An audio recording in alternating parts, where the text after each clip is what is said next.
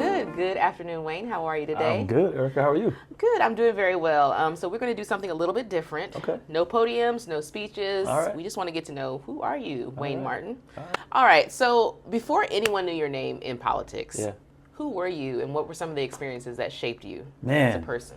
before anyone knew me in politics, I was just a dad. Became a dad very early. Okay. Yeah, in my junior year at Morehouse College, my daughter, who is now 21, was born. Wow. And so all of my adult life, I've been kind of just known as Wayne the dad. Okay. And that's really shaped who I am. Shortly after that, I became Wayne the dad and husband.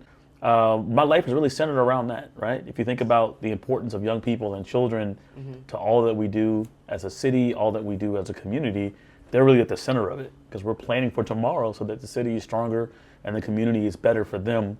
And so outside of that, I'm also a minister. A lot of Okay. people know that and some don't. But I'm fully ordained, originally ordained at Cathedral of Faith, which is near you all's Okay. house. That is It's my close. family church. I now serve at a smaller church that one of my friends from Morehouse founded a few years ago, and we've very quickly grown from 60 members to 3,000 members That is over quick. over 4 campuses very quickly. Wow. But our focus is really young families, again, going back to children and youth. And I lead the Atlanta campus of that church, which is also, it's not in District 11, it's right on the cusp, but it's in 12. But a lot of our members are kind of going back and forth between 11 and 12. And so, so ministry, family, and service really are at the root and core of who I am. And it sort of shaped and defined me from, late teen years, early adulthood through now. Okay, well that's a wonderful story. I do want to take it back just a little bit. Yeah. So you grew up in Atlanta, right? I did, yeah. Okay, so tell me a little bit about that. What about your childhood helped to shape who you are today? Absolutely. I've shared a lot, more than I ever have in my life throughout the course of the campaign about the fact that my family was homeless for nearly 3 years in my, what some would say, my most formative years. I was going into middle school, and in 1995, we fell into homelessness right here in Atlanta. Parents lost our home. I came home from school, and everything that we owned was in the yard, and I'd never seen that before. And it was a time that was very, unnerving for a young person. I'm the oldest of 4 kids, so at 11, trying to explain that to my youngest sibling, who was only 5, was very tough. And kids talk. Absolutely. When the parents are on the other side of the room, on the other side of the house, the kids kind of huddle and have their own conversations. But what I tried to share with my siblings was that everything was going to be okay. Mom and dad are smart. They love us. They work hard. And, we had a strong faith even as kids, grew up in Sunday school and all the things. And so I was like, God's got us. And so we ended up in homeless shelters, 2 different ones in the city of Atlanta. And that experience going through all of 95, all of 96, so during the Olympics. Oh, wow. And then even in half of 97, because we got a housing voucher, I think it's in July or August of that year, that really shaped my compassion for people. I don't really have any sad stories or bad stories to tell about being mistreated or anything. I remember people of all stripes and backgrounds serving our family, from the folks that worked inside of the homeless shelter to the counseling staff that was there. I remember when we would go to a day facility because you couldn't stay in the homeless shelter all day. Okay. You kind of had to be out and about even when we were out of school. So there was a day facility that families would go to receive supportive services. Okay. And I remember this group from Westminster, the Westminster schools. Oh, okay. They came one day and volunteered all day. They brought games for the kids. I think the parents were in another area kind of doing some life skills training and some job skills training. And I just remember how I didn't know then, but I know now that families that attend private schools in Atlanta most of them are pretty stable. Okay. And would even be considered wealthy. But they were taking time out of their schedule to come and serve my family. And so seeing that, and they were mostly people that were not of color, they were white people. And watching these folks serve our family with compassion, with dignity, instilled in me at 11 or 12 years old that I will one day do the same. And I became dedicated to service in that moment.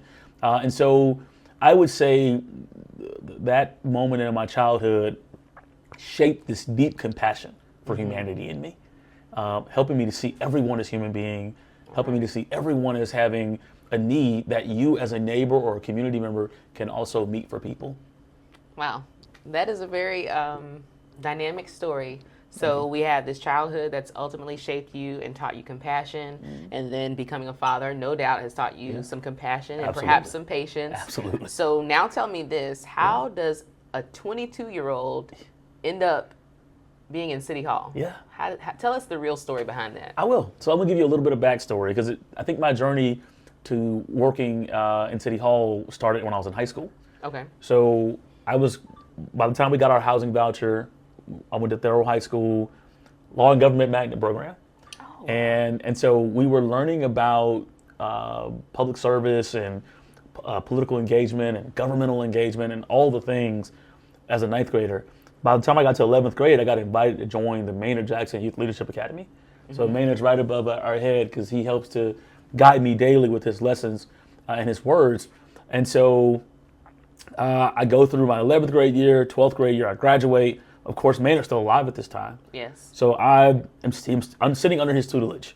I could call Maynard for anything, and he would answer the phone.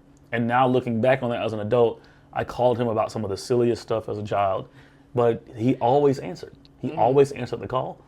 And that is, in the figurative and the literal sense. He answered the call to service to Atlanta, and he answered the call of young Wayne Martin.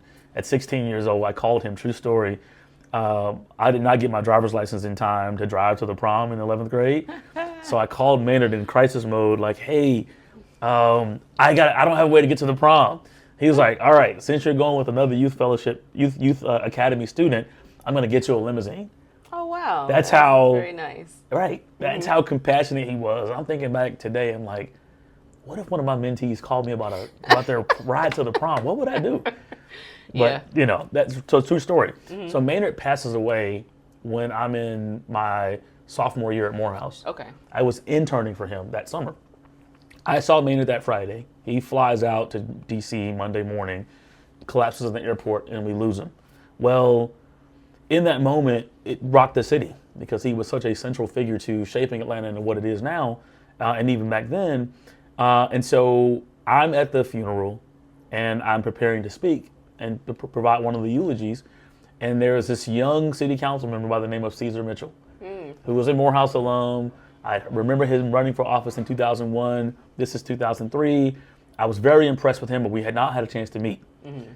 We ended up meeting because he's also speaking on behalf of the Gate City Bar Association, of which Maynard was a part. Caesar's also a part as African-American attorneys in the city. And he and I hit it off immediately.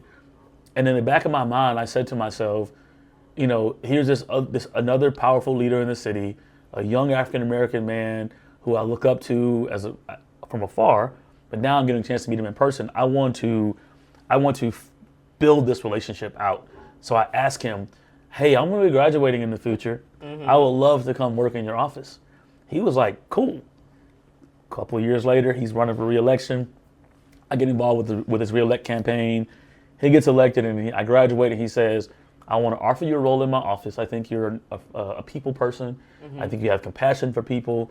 And I think you would just be good at interacting with members of the community because I'm a citywide council member. I was just about to ask that. So tell me, was this a citywide or a Yes. district job? Because that does make a difference. All of them Yes. are important, but I'm just thinking about 22-year-old citywide. Yes. Keep going. That's a great question. And I'm glad you had me kind of stop there and add that additional context. Caesar was the post one citywide city council member. All right. And so he represented, you had to live in District 1, 2, 3, or 4, but you represent the entire city. Yep. And so that, as a 22-year-old, had me going to neighborhood meetings, neighborhood association meetings, NPU meetings, and organized community groups all over the city. And just to give clarification, this is before Zoom. Way before Zoom. So you are going to these places. Yes. All around the city. Yes. I mean, because I just don't think we can even conceive that today, but keep going. Yes. They didn't even meet via conference call, Erika. That's a good point you're making. Yeah. There was none of that stuff. No Teams, no Zoom. Yeah. So I will tell you that we had to get in the car and drive to these various meetings, sometimes 2 a night, and in different events that communities were doing, block parties, whatever. And I really learned the entire city. We would Bankhead to Buckhead, Adamsville to Thomasville, Home Park to Adams Park, literally. And a lot of these leaders, that were leading in those communities back then are still leading. And so that is how I really learned this city. I learned the issues that move communities and move residents, everything from potholes to zoning matters. And it gave me just a deep understanding, but most importantly, it added to my deep compassion for serving people and meeting them where they are in our neighborhoods. Now that makes sense. What else did you learn about the people of Atlanta, just in general? Because like you said, from Bankhead to Buckhead, we always talk about differences, and some of them are very, very clear. So this is not the time that we're going to discuss that. But what did you learn just in general about constituent needs? Because, they are people, but coming from a government position, representative position, what did you learn about the people during that time? I mean, you're a phenomenal interviewer. Let me just say that. And that's a fantastic question. I will tell you, I learned that it doesn't matter what community you're in Atlanta, the needs are all similar. Okay. I mean, that's the first thing I learned. There was a massive, water main issue that happened that we know resulted in flooding in Vine City years ago. Okay. Vine City flooded, and it was just devastating to that community. I can imagine. But same thing is true in Nancy Creek, in Buckhead, where some of our wealthiest constituents in Atlanta or residents in Atlanta live. Same issues. They were concerned about, the safety of flooding in their homes and the damage that it could cause to the streets and the erosion and all of that. Two different neighborhoods made up of one majority white, one majority black, one very, very wealthy, one very moderate income community. Same exact issue. And so I'm often disheartened when I'm talking to communities and I hear so many people talk about, well, they get everything up north, or they get everything on the east side.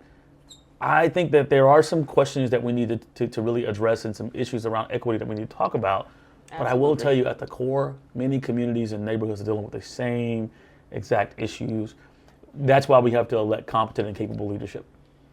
Well, that makes sense. And I can imagine, even with dealing with those same issues, I'm sure that some of the disparities can kind of affect how and what kind of attention, or not necessarily attention, but just the context and the type of attention and care, like you said, competence. That's extremely important. Was there a moment or a season when you realized that public service wasn't just a job, but perhaps your lane? Yeah. I think, as I shared earlier, service is at the core of my ethos. Every single day, I think about how I can help my community en masse, and also many individuals present to me needs and opportunities for me to help them. And so, having service at the core of who I am, and engaging people and meeting them where they are, that's brought the deep compassion out of me.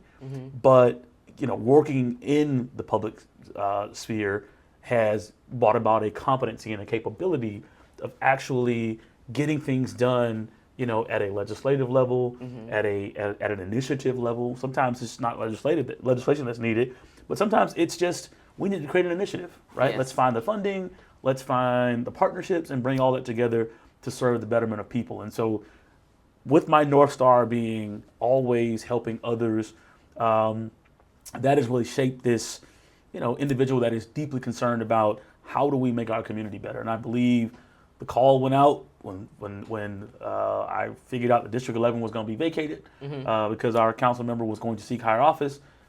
I really thought about it and I accepted the call. Gotcha. Wow. So you accepted the call. Yes. It's interesting you say that because as we've been going through this campaign trail, so I've been involved working with Kurt Collier as a former candidate. And great so guy. I had to do, great guy. I mean, can you say it again? Great guy. No, but I've had to do a lot of research on not just, for Kurt, but also kind of looking into the other candidates. Yeah. And one thing that just seems to be synonymous with your name in a lot of the reports is establishment. Sure. So kind of tell us, how does that feel from your side of things? I think established is probably the better word. Okay. It's more about having a history of service. It's very interesting. We think about our mayor, we think about our current council member, and all the other folks that make up of our leadership, those that are already in office.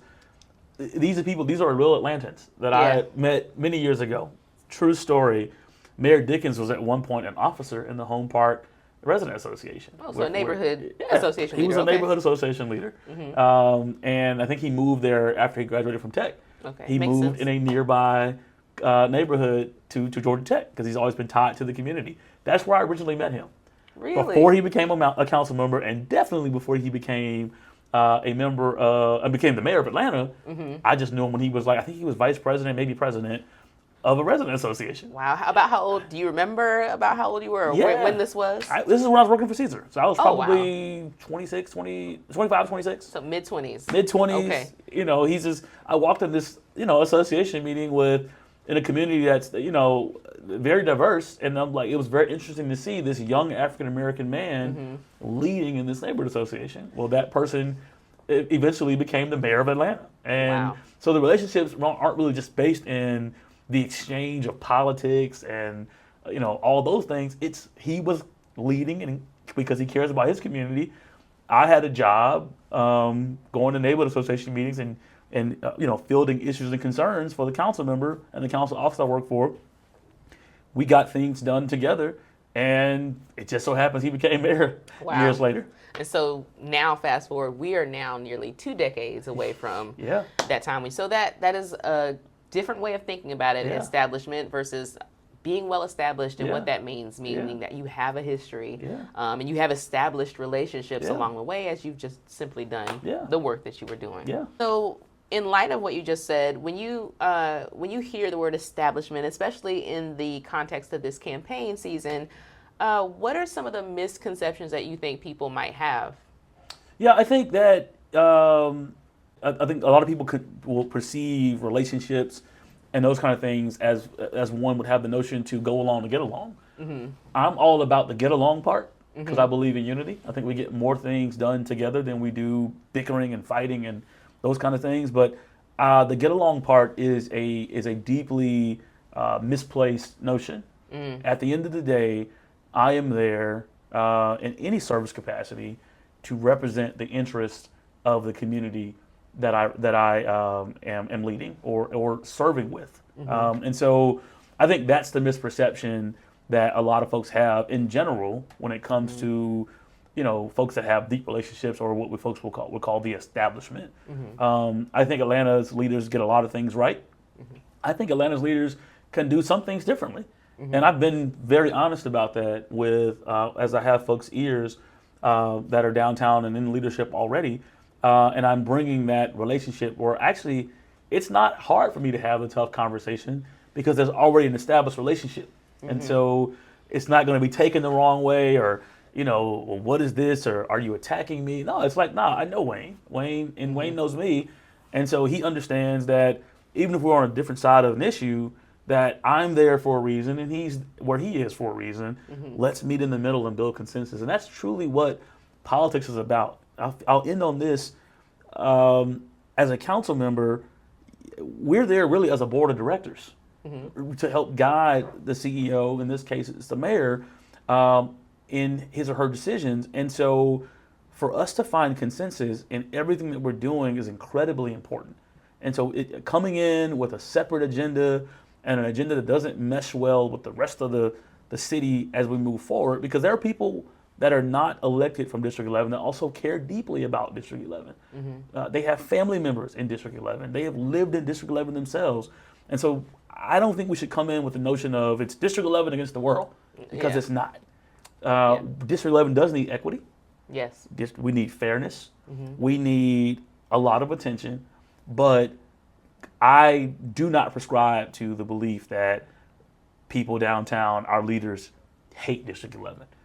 What I do prescribe to is District 11 needs to become a central focus point for the city because it's an important area for moving Atlanta forward. Agreed. This kind of goes in line. That's a great answer, by the way. It reminds me of the last forum where I saw you spoke. It was a runoff forum in Southwest Atlanta.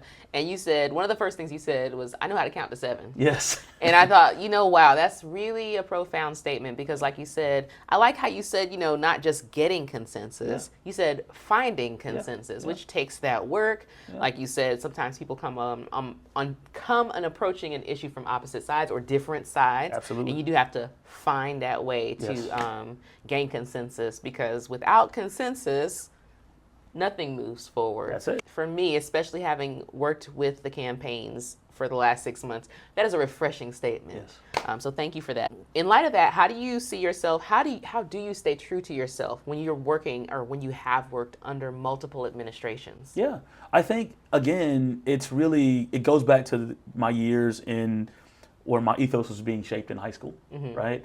I am so fortunate to be emerging out of homelessness as a young person, coming into Atlanta public schools, but being blessed to have some of the best teachers and educators, folks who you won't see in the annals of the city's history books, but they're stamped in the hearts of so many young people in our schools.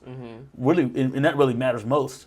Yeah. And then being able to meet Maynard Jackson, all right, and be taught by him. True story, I was at a barbershop over the weekend, Rick's Barber and Beauty Salon. Okay. District 11 Staple, Campbellton Road, and I did a coffee conversation at the barbershop. Because where better to go to get the perspective of our people than a barbershop? What's unique about Rick's is Rick is a barber and beauty salon. Okay, I was about to say, don't forget the salons now, because there's some chatting going on there too. Listen, there were more beauticians working that day with their female clientele than there were men cutting hair. Okay. There's also a nail station. So it was a full kind of circumspect, boardroom, we call the barbershop the black boardroom. I missed that one. That sounds, okay, keep going. No. It was a full perspective. I'm in there talking and engaging with residents in the community, and I feel a tap on my shoulder. And I turn around, and it is my 9th grade civics teacher, What? Dr. Kimberly Morrow, who now lives all the way in Los Angeles. She's from Los Angeles. She moved here as a young teacher in her mid-20s when she was teaching us.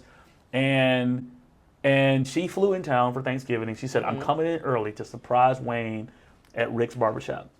Wow. And when I tell you, I was almost moved to tears because it immediately, to be 42 years old and campaigning in my own community to be our District 11 council member, and to be sort of reunited with the lady that, as my family was coming out of homelessness, I'm in school in her class, civics class. I was just about to say civics. How you can't make that part up? Civics class.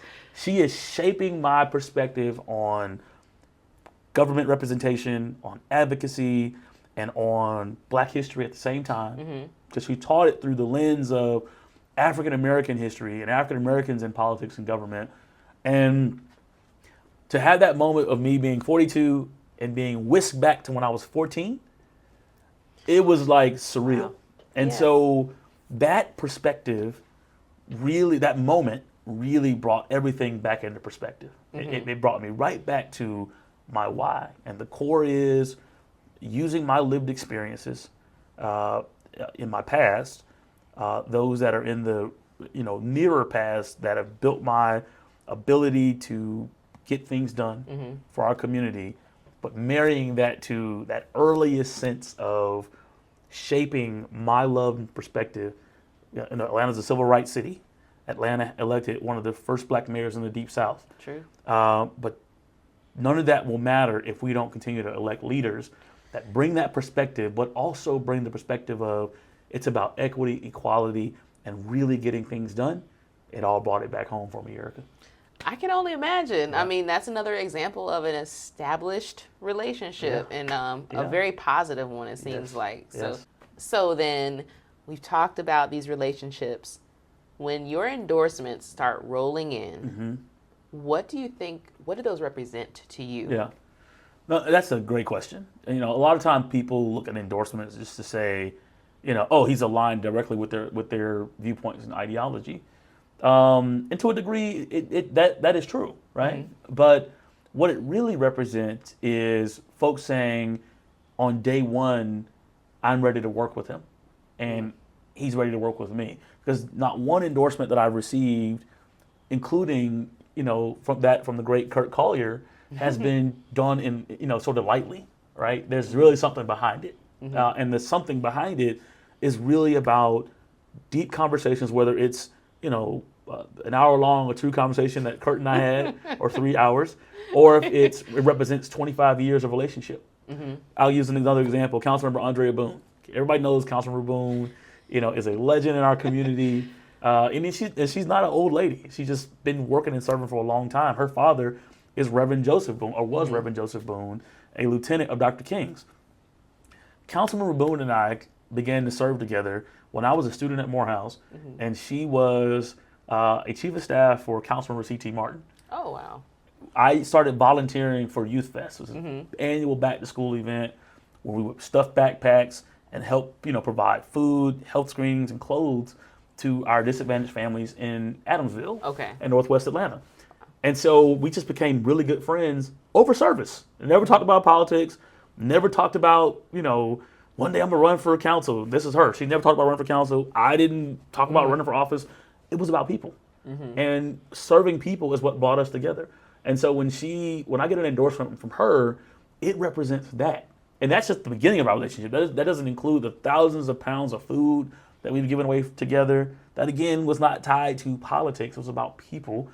That doesn't include the digital literacy work we did when I was at Comcast to get free devices and low-cost internet services to our young people in the community who didn't have these things, and then we hit COVID. Piece. Yeah. Equity piece, it's all about that. And so those endorsements, those folks that say I'm with Wayne, it's really about substance. It's really about we've gotten things done together for our community's betterment, and we're going to get even more done. So let me put my name behind his, because I know the community knows who I am. I want the community to know who he is, so we can get this work done together. All right, so I want to deviate just a little bit from what we talked about earlier. How would you feel if if we had a little conversation with you and Kurt Collier, who you just mentioned, who also endorsed you? Because I think you're talking about endorsements, and while it's fresh, I think it's something that we should probably capture. All right. We here. Yeah. Well, I think we really know each other from the campaign. Yeah. Although we have a lot of mutual friends that we didn't know about. Like the Mitchells and a bunch of folks. We're having a conversation, and you kind of enlightened me about that. You mentioned Tiffany to me. I was like, oh, yeah, we taught together for like 5 years, and you started recalling all these things. So, lots of mutual acquaintances. Absolutely. Yeah. So, the endorsement part. Well, how did I come to endorse Wayne? Well, I'll tell y'all, it was, we went back and forth. Honestly, when it came down to it, I didn't win. I wasn't in the runoff, and it was Wayne and his candidate. You were a strong candidate. Well, thank you. And you were my first choice, but I oscillated back and forth. Something that we mentioned before was the establishment, thing, absolutely. And what it came down to me, which made me honestly say, if I'm looking at between these two candidates, I already have a feeling of trust for Wayne, but I had to ask you the questions of where is the campaign money coming from? Who's backing you? Sure. And we had a candid conversation. It was really the conversation, you telling me that a lot of the money that you received were from people that were right here in this community that were backing you, who had known you for a while, trusted and believed in you. And it was that overwhelming show of support that led to those record numbers. And between that and I think Wayne got a little mad with me. and I'll tell you, it was that passion. More passion. It was that passion. I was never angry, never mad, just passion. Okay, he was passionate, but when he I think really got real with me about this is what's going on, and he wanted to fight back against that perception. Yeah. We just talked like homeboys. We did. It really did, and I was like, man, you're changing my my thoughts on this, and we got off the phone, and I actually had to call him back later. You did. I had to think about it, and I was convinced, and that doesn't happen often. I think a lot of times we make up our minds, in the beginning, and we don't really change. But that one-on-one conversation, I think that was really good. That not only did you take the time to call me, but you wanted to have a conversation. You asked, about my feelings, my concerns for Southwest Atlanta and what I thought. Yeah. And, you had very compelling, thoughts of your own. Yeah. I'll tell you, man, the conversation we had was about deep passion. And I'll tell you what it was born out of I wouldn't have had that conversation with anyone else, any of the other candidates or opponents. It would just been like, thank you for your time. We're good to go. But the moment that we sat, number one, I've always been able to tell. I can tell by the kind of man you are with your family, with your wife, and how you talk about community issues, that you're not a politician. And when I say that, I say that with all due respect, right? You're not here to trade horses or what can you do for me. You want to get things done, and you are not at the center of it, you know? And for me, I was like, I can have a real conversation, because that's actually what drives me as well. The truth is, man, I have reached a level of success where I don't need to run for office to have more success for myself or more success for my family. And I feel like you're in the same place. You know that everything you do is about someone else and helping your community at large, and you can take yourself out of the scenario. And I sensed that in the moment that we were talking, and I said, let me share with him what's really in my heart. So what you were hearing was passion, not anger, not I was not mad or anything like that. But I want to tell you that in the moment that you called me back, it reaffirmed everything I thought.